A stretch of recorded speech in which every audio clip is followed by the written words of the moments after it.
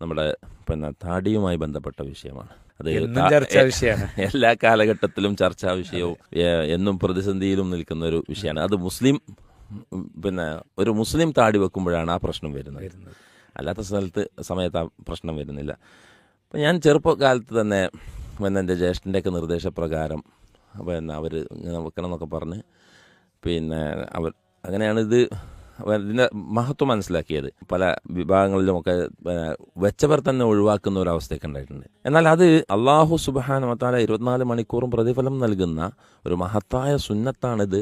ഇത് പ്രവാചകന്റെ ഒരു ചര്യയാണ് എന്നതിനപ്പുറം അതിന് ഈ താടിക്ക് ജീവനില്ല, അതിനൊരു ഭീകരതയുമില്ല. അങ്ങനെ നമ്മൾ ഞാൻ ഡീലറിന് പഠിക്കുമ്പോഴാണ് അതിൻ്റെ ഒരു ചെറിയ പ്രശ്നങ്ങൾ അറിയുന്നത്. നാട്ടിലിപ്പോൾ ഞാൻ ബാർബർ ഷോപ്പിലൊക്കെ കയറുമ്പോൾ ഇത് വടിച്ച നമ്മുടെ ആളുകൾ, ഇപ്പം എൻ്റെ നാട് മുജാഹിദ് മഹലാണ്, പക്ഷേ പല ആളുകൾക്കും ഇതില്ല, എല്ലാം വടിച്ച് നടക്കുന്ന. അപ്പോൾ അവർ പറയും അവൻ്റെ താടി കൊണ്ട് വടിച്ചളാ, അതിൻ്റെ പൈസ ഞാൻ തരാം. ഒരു നിസ്സാരമാക്കുന്ന രൂപത്തിൽ വല്ലാത്തൊരു സ്നേഹം. അപ്പോൾ അങ്ങനെയാണ് അനുഭവം തുടങ്ങുന്നത്. അപ്പോൾ താടി വെച്ച രസം ഉണ്ടാവൂല എന്നൊക്കെയാണ്. അള്ളാഹു സുബ്ഹാനഹു വ തആലയാണ് നമ്മുടെ ഭംഗി തീരുമാനിച്ചിട്ടുള്ളത്. പുരുഷന് ഇത് ഇവിടെ ഉണ്ടാകുന്ന, സ്ത്രീകൾക്കില്ലല്ലോ.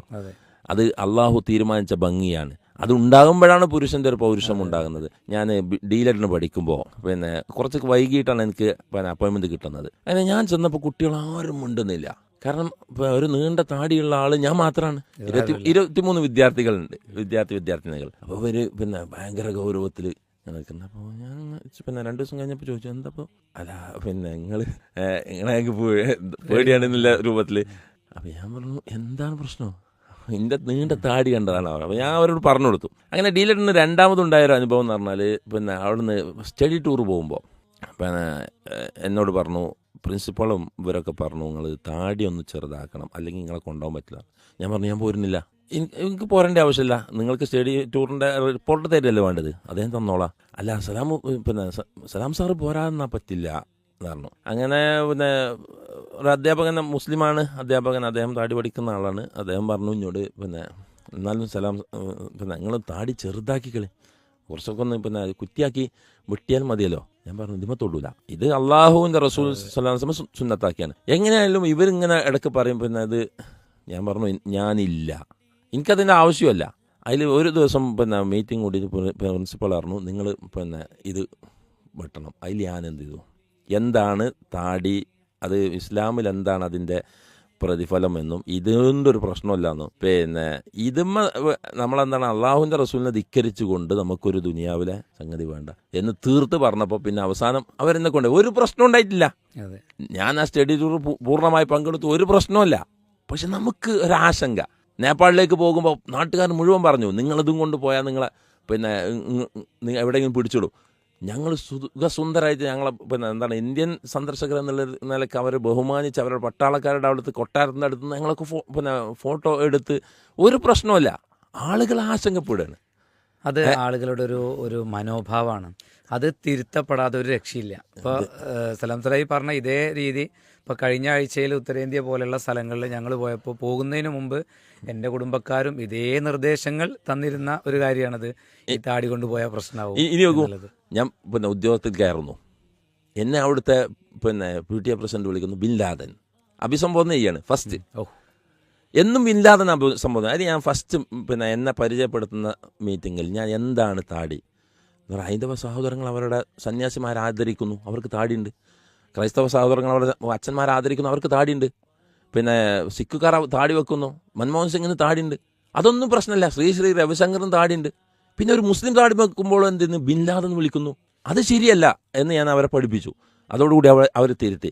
രണ്ടാമത് മലപ്പുറത്ത് വന്നപ്പോൾ ഇത് പ്രശ്നം ഉണ്ടാവില്ല എന്നിരുന്നു. നമ്മുടെ സമുദായത്തിൽപ്പെട്ട ഒരാളാണ് PTA പ്രസിഡന്റ്. അപ്പോൾ പള്ളി ഉസ്താദ് പറഞ്ഞു, അയാളൊരു മാഷാണ്, അപ്പോൾ മാഷാവുമ്പോൾ താടിയൊക്കെ ഒന്ന് ചെറുതാക്കാനും ഇത് ടീച്ചർ പറഞ്ഞൊരു വർത്താനമുണ്ട്, ഒരു മറുപടിയുണ്ട്.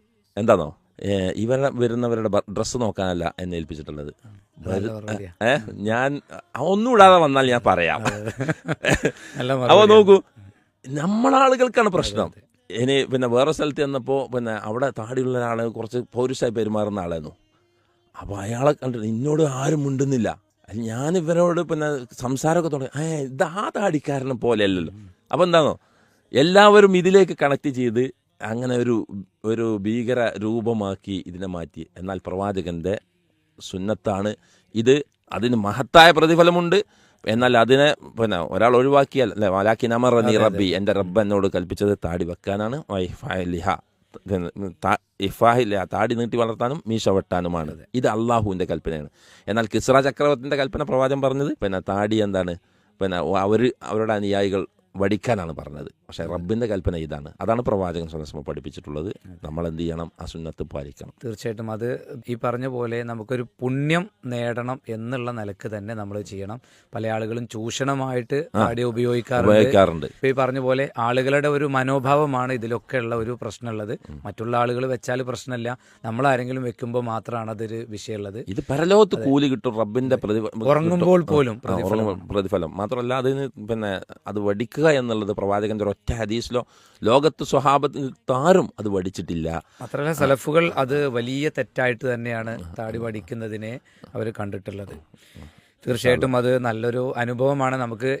നമുക്ക് മാത്രമല്ല, ശ്രോതാക്കൾക്കൊക്കെ പല ആളുകൾക്കും അവരുടെയൊക്കെ ജോലി സ്ഥലങ്ങളിലോ പഠന സ്ഥലങ്ങളിലോ കുടുംബത്തിലൊക്കെ ഇത് അനുഭവിക്കുന്ന ധാരാളമുണ്ട്. ഇപ്പോൾ പർദ്ദ ധരിച്ച് നല്ല ഇസ്ലാമിക വസ്ത്രം ധരിക്കുന്ന സ്ത്രീകൾ അനുഭവിക്കുന്ന അതേ ഒരു പ്രയാസം ഇതുപോലെ തന്നെ പുരുഷന്മാർ അനുഭവിക്കുന്നു. റബ്ബിന് വേണ്ടിയാണ് എന്ന് തീരുമാനിച്ചത് ഒരു പ്രശ്നമല്ല, മനസ്സിന് സന്തോഷമാണ്. ഇനി അവിടെ ഈ ഒരു പ്രശ്നമുണ്ട്, ഇനിയിപ്പോൾ അവരെന്താ വിചാരിക്കുക, എന്താ പിന്നാണ് ഒഴിവാക്കാം എന്ന് വിചാരിക്കുന്നവരുണ്ട്. അള്ളാഹ്ക്ക് വേണ്ടിയാണെങ്കിൽ ഈ പറഞ്ഞ പോലെ ഒരു പ്രശ്നം അതിലുണ്ടാവില്ല. ഏതായാലും നല്ലൊരു അനുഭവം തന്നെയാണ് ആ ഒരു വിഷയത്തിൽ നമ്മൾ സൂചിപ്പിച്ചിട്ടുള്ളത്.